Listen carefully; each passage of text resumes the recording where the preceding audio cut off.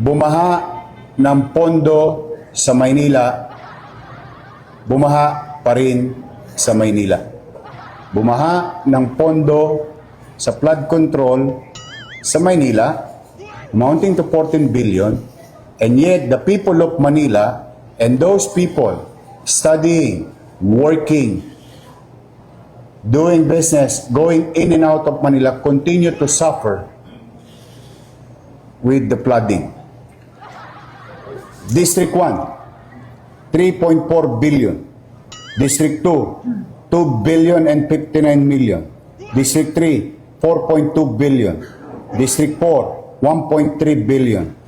District 5, 1.1 billion. District 6, 2 billion and 60 million. Yo, what's up, happy people? Isang mapagpalang araw, gabi, tanghali po sa ating lahat. Grabe mga kois, mga bagayas, no? Talagang bumaha yung pera, pero yung literal na baha pa rin. Ang tanong, saan napunta? Nako, ang pinakamalaki po talaga doon talaga mga kois, mga gayas. Yung 4.2 billion pesos, palakpakan. Kanino kayang distrito iyon mga kois, mga gayas? Aba, mukhang kang siwawa. Yari kayo. Yari kayo, ha? Napakalaki pala ng flood control budget niyo, ha? Ayay, nako, may makukulong talaga dito mga kois, mga kayas. Kasi nga, may nasampulan na po ang ating buting Yormisco Moreno. Sa next video po, doon po, may nasampulan po na kontraktor na. Sunod nito masampulan, mga contractor. Congressman nga, contractor pala mga kois. Yan po ang pag-usapan natin sa video ng ito mga kois, mga guys. Mega love shoutout po sa ating lahat. Ayan, Emiliso po sa lahat po. Na-appreciate ko po sobra yung mga komento, reaction nyo po. Nagbabasa po ako ng sa comment section. Ayan, mega love shoutout po sa ating lahat. So without further ado, let's begin. Sa lahat ng viewers ni Dodoy Te, ito, yun, no? Steady lang kayo dyan sa Gedli, ha? Please continue to watch the videos and please do subscribe. Ingat kayo. God first. Bumaha ng pondo sa Maynila, bumaha pa rin sa Maynila.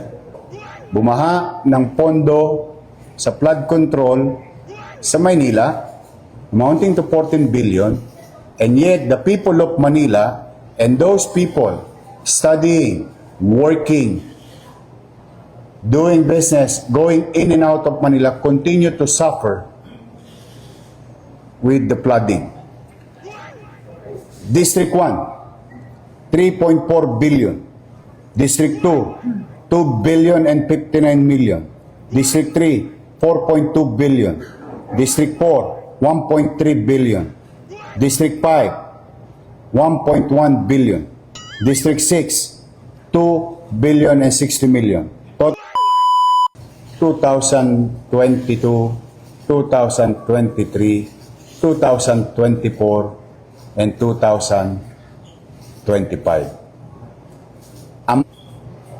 Bumaha ng pondo sa Maynila, bumaha pa rin sa Maynila. Now, itong lahat ng ito ay walang permit sa lungsod. Yes, we are investigating them, and they are also being investigated by the Office of the President. But that is the thing of the past. Sad to say, ulitin ko, bumaha ng pondo sa flood control sa Maynila, amounting to 14 billion, and yet the people of Manila and those people studying, working, doing business, going in and out of Manila continue to suffer with the flooding.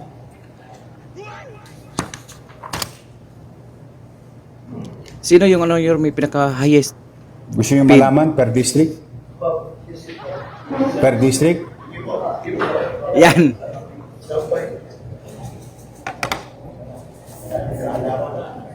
Yun na lang.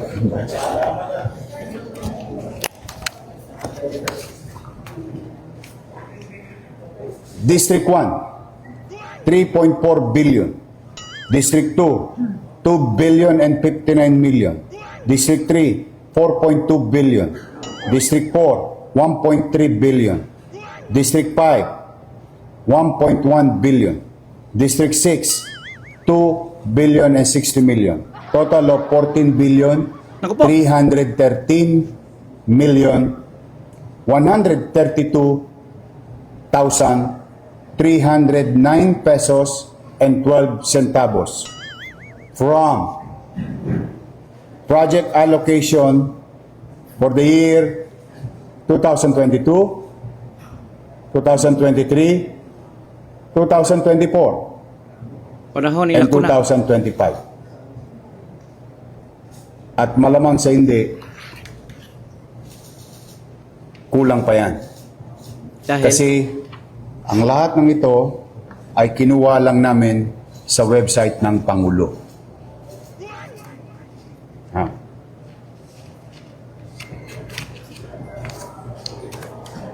Yun ay nakaraan. may bago pa pala. Ngayon may bago pa. Naku po! 112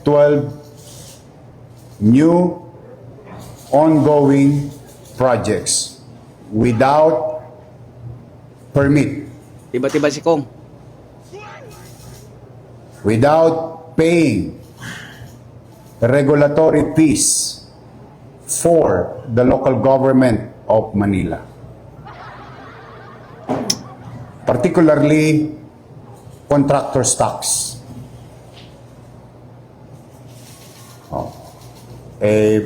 Pag ordinaryong tao nag-a-apply ng demolition permit, Pag pag sila, ordinaryong taong nagpursigi, nakaipon, papayos ang bahay, kumukuha ng building permit. And they pay regulatory fees, like what you call contractor's tax under the Manila Tax Ordinance. These are ongoing. We'll send you a copy of this. And yung mga binanggit ni Pangulo na mga kumpanyang paborito, nandito rin. Kayo na ang humusga. Konti-konti lang po ito. Random. 145 million, 97 million, 140 million, 94 million, 80 million, 142 million, 141 million. Ba? Kadikit-dikit pa yung numero. 141 million. GLC ulit. Ang daming GLC. 141 million. GLC, 94 million. yari ka. 94 million. 140 million. 142 million. Mukhang paborito nila yung 140 million. Kasi tinitingnan ko lang naman random lang. So this is ongoing. And we continue to investigate. Now, hopefully, after today, they will learn a very good lesson. As I have said before, again and again, welcome kayong magnegosyo sa Maynila. We welcome development in Manila. Immaterial of political color, as long as you follow simple procedure. Tama. Ang masakit yung pagka-ordinaryong tao, hirap na hirap kumuha ng permit Tama. sa Maynila o sa local government. Tama. Pero pagka malalaking kumpanya, Ang bilis. parang pinabaliwala nila ang pamalang. So, we are investigating that. Yes, Sian. Last question na from Sure. So, recap pa lang po, Yorme, sino ang tingin niyong dapat sisihin sa pagbaha sa Maynila? Well, as far as ayokong pangunahan ng Pangulo sa investigasyon na ginagawa. I think they have more resources to tell the people who is liable or not, who've done projects properly o baka meron ding guni-guni. Oh, if I may borrow the words of the President. No? But first things first, yung para muna sa aming mga taga-Maynila. Mauna muna ang taong bayan. Nagagamit ang building na iyon sa pangaraw-araw na pamumuhay ng komunidad sa Santa Cruz. Biglang nawala, napagkaitan ang mga taga-Maynila. That is my obligation.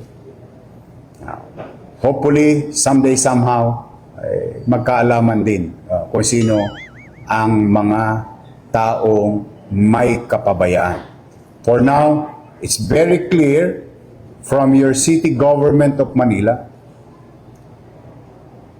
that there is liability on the part of the contractor. There are hundreds more, or a little over and under 100 contractors doing infrastructure projects from the national government. Of course, we'll go after them. The same banana. Unless they follow the local government code, provision of it, and other existing laws, like the National Building Code, and other ordinances, local laws of the City of Manila. Now, gusto ba namin silang sampahan lang ng kaso? Hindi po. Kaya lang, parang gusto nilang parang siguro nasanay silang walang umahabol sa kanila. Tama. Ngayon, I think they should learn their lesson very well.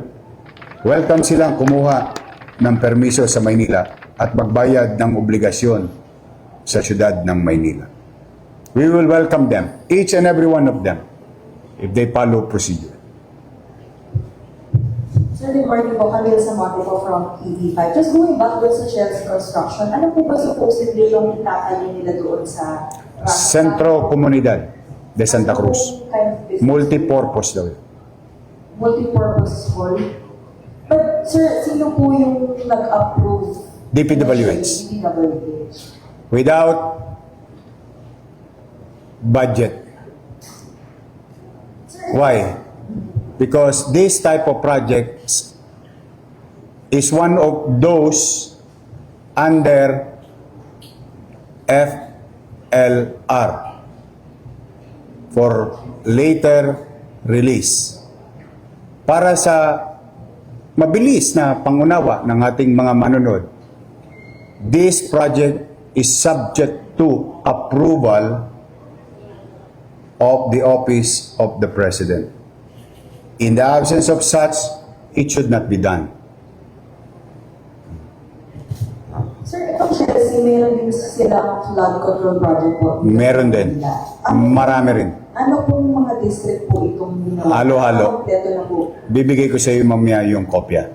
Pero sir, sino po yung nakikita ninyong local official po na most likely involved or may awareness about these flood control projects? And ito rin po yung sa pagde-demolish na wala namang kaukulang permit.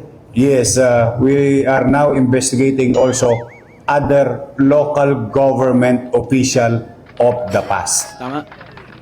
Because it was started May 2022. Ko, panahon nila ko na. Immediately after the election. Ako, panahon nila ko na.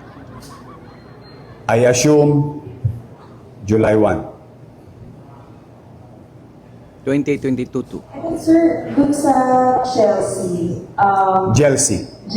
sorry.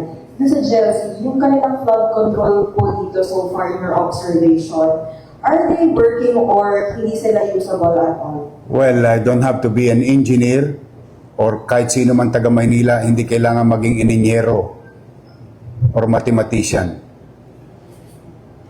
14 billion worth of flood control project, o baha pa rin naman. So, isa lang ibig sabihin. hindi effective. Ayan sila. Di ba, naghahanap sila sa mga, siguro mga 8 billion ba yun na utang ni Yorme Isko Moreno nung sa kapanahonan niya. Pero may nakita sa 8 billion. May nakita, ano yun? Ospital, paaralan, yung mga kundo, napakaraming kundo, napakagandang ospital, fully air condition, yung mga magagandang ospital dyan, o paaralan, fully air condition, o di ba? May nakikita. Sila, yung mga contractor dyan, especially yung mga congressman dyan, walang nakikita. Bakit natin nasabing walang nakikita? Yung palpak na flood control. Bakit? Ay, substandards. Alam na yan eh. Alam ni Kong yan eh. Panay kayo pukol noon, kayo Yorme Isko Moreno, na bakit, ganoon, ganyan. Napakaraming utang, pero may nakita. Kaginawaan ng taong bayan. Nakinabang ang taong bayan, estudyante, mga lulot-lula natin, kabataan. Di ba? Yan yung napakalaking questionable yung mga 14 And billion. now na yun. again, if I may borrow the words of the President, palpak. Palpak. Baha pa rin. Well, Safe to say that GLC is one of the top contractors po na gumawa ng flood control here in City of Manila. As per records.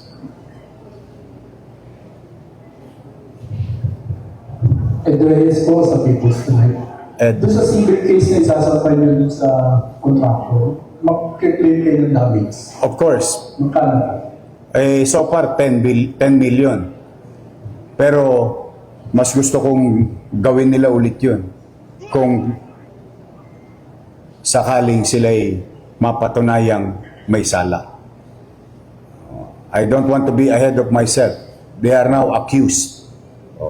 If they are guilty, then I will let the court decide on the matter. But we have a solid case. We have solid evidences. And it's available, and it will be we will furnish the respective the office of the city prosecutor's office today. Kung sakali po sir na makakuha sila ng permit o magpusili sila kumuha ng permit, maitutuloy ba yung proyekto? We'll cross the bridge when we get there. Any question?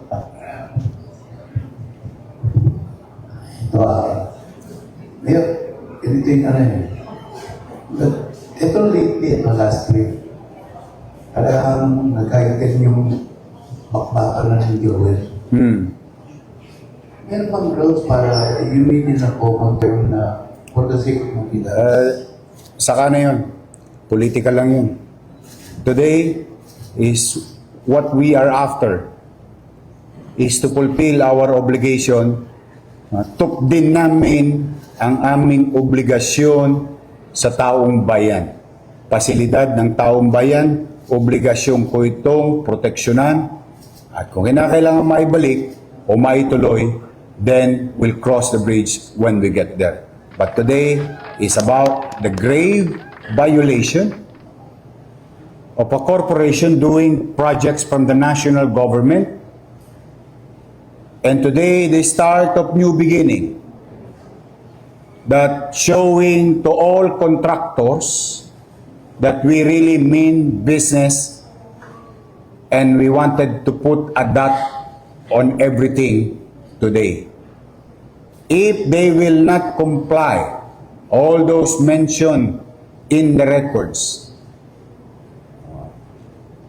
they will suffer the same thing what GLC Construction and Supply Company will suffer. And walang holy cow. Tuloy-tuloy na to, Pat. Now, I hope they are watching. yes. There is Load yan time sila. for redemption. Do we need projects in Manila? Yes, of course. Ang tanong ba'y makabubuti sa tao? Pag makabubuti sa tao, Pat, will support. Yes. The way we did with Congressman Cheng and Congressman Maceda.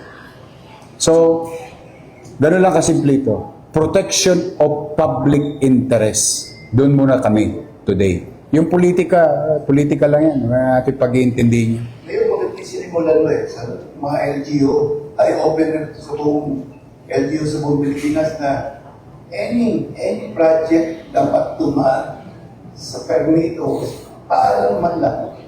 Elementary courtesy, hindi nangyayari yun dahil siga yung mga proponent mga organization. Actually, it's not even a courtesy if I may put that in right perspective.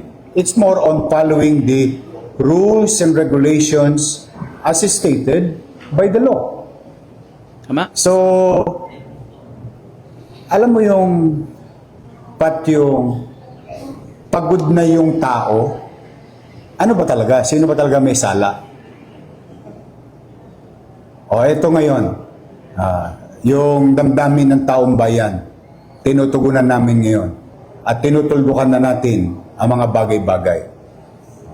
Ito ay umpisa ng mahabang journey of local government unit going after to the contractors without seeking necessary permit and complying with rules and regulations. Because Manila is not a unique city. The law that is existing in Manila is the same law that exists in 1,600 plus local government unit because we only have one law, what you call RA 7160 or the Local Government Code. And I think any lawyer for that matter will agree with me. So, what is happening to X city, to B city, to Y city is also happening, or laws that existing there is the same law that exists here in the city of Manila. It's just that your city government of Manila's action today is to really put an end to these abusive contractors of national government agency not following rules and regulations and existing laws. Kaya walang natanong yan kasi nung si Bibi yung mga LGU, Sinabi ni BBM. alam na may project pala doon sa lugar nila. Ang laki-laki Bibi. Pati governor, napanood ko eh. Na-shock din siya. Hindi rin yung isang governor napanood ko. Hindi rin niya alam. Ginagawa yan, tumakay dito po. Saka don't get me wrong, Pat. We will approve when it is, wala mo problema eh. Bayad kayong buwis, aprobahan namin kung kapakinabangan ng tao. Thank you. Yes, ma'am. Good morning, Mayor Denise Sancho from MPH, Signal TV. Confirm ko lang, Mayor, alam ko nga this is still under investigation, pero may idea ba tayo bakit ang dami nakakalusot na ganito na walang permit? Walang sumite. Ang malas ng mga kontraktor na yan, nag-iikot ako. I go around. In fact, last Sunday, I confiscated the illegally parked truck above the bridge. Tapos malaman-laman ko, uy, may flood control project pala kayo dyan. Oh, it was posted in our, that is, I think, Sunday, no, Monday. Monday yata. Sa Estero, sa United Nation Avenue, before the Robinson Mall. Imagine mo, diba? I mean, let's be honest to ourselves. Nangyayari kasi yan mga kois magayas. Kasi nga sila, walang permit. Hindi nila kumuha ng permit dyan sa City of Manila. Ginagaya nila noon. Yan yung mga lumang sistema nung nakaraang administration. Okay lang. Sinong pagawa niyan? Si Kong. Okay. Matik yan. Noon panahon na nila ko na. Pero ngayon, hindi na pwede yan mga kois magayas. Kita mo? Pati si Hermes Kumarino, hindi niya alam may gumagawa pala doon. Kasi nga, hindi kumukuha ng permit, mga tulunggis, talipandas. Mga kontraktor na yan. Anyway, mapapagod lang ang mga mayor. Kakahanap ng hanap. Ngayon, we'll start charging cases against them. And I hope by this time, yung mga involved ay dapat tingnan ng let's just say in this case, no, let's just say DPWH, dapat tingnan ng DPWH para ma-blacklist naman itong mga to. Tama. How can agencies of government tolerate these contractors to participate in bidding without complying? Yorme, kasi yung DPWH at saka yung kontraktor nagkakaintindihan yan sila pagdating sa gano'n, no? Kwarta. Kaya kahit yung mga blacklisted yan, tanggap yan, basta malaki. Malaki yung makumkumong pira. Ganon yun nga. Nako. To basic Kontraktor na yan. requirements of law. For sure, yun din ang tanong ng bayan. Mayor, related naman sa Sulog Apog, kamusta na po yung ongoing? Sira pa rin. Nakakaawa yung mga taga-Sunog Apog. And it costs the city, I know, not only the city, the people of this country costs the taxpayers' money is about mga 700 million na. On a less than 500 square meter facility. Shangri-La yata tinayo dun. Sir, sorry, just going back. Yeah, sure. 25. So you mentioned kanina doon sa mga per district ng flood control project. So District 3, if I got it right, 4.3 billion.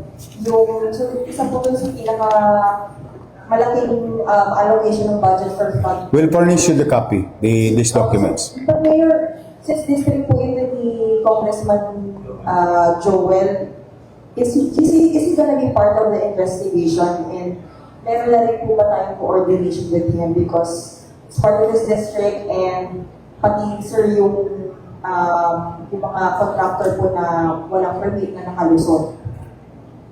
Again,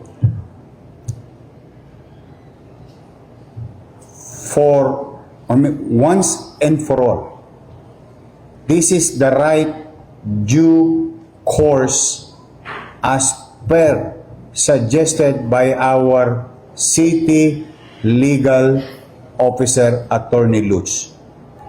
Go after to those directly violated, then later on we'll see if there is somebody else who are involved. Kumbaga sa riding in tandem, nahuli mo yung driver, yung gunman, nakatalon, nahuli mo yung driver, doon matutuntun na natin kung nasaan yung gunman.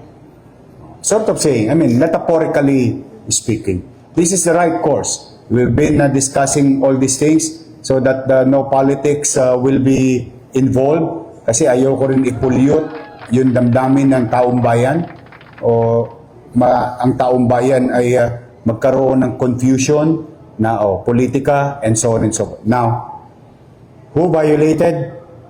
Clear violation, blatant violation, and blatant disregard of the law, rules and regulation should be subject to criminal and civil charges. In this case, yung mga contractor. Yan, saka na sila.